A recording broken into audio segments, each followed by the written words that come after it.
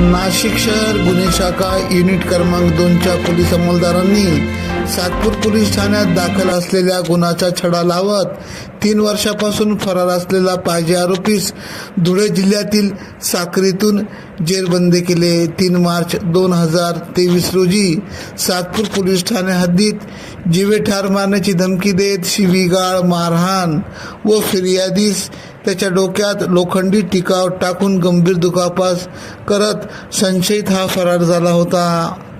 तपास सुरू असताना गोपनीय माहितीवरून धुळे जिल्ह्यातील साक्री तालुक्यातील बळसाने येथून संशयित दीपक भाऊसाहेब सूर्यवंशी वय 25 या जेरबंद करत कडक उन्हाळ्यात थंडगार लिंबू पाणी पाजत पाहुणचार केला.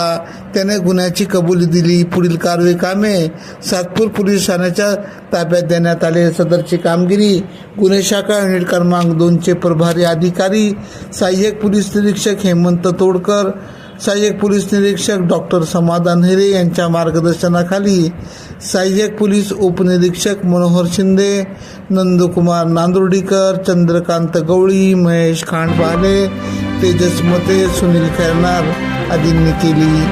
AKP न्यूजसाठी ब्युरो चीफ अनवर खान पठाण, नाशिक.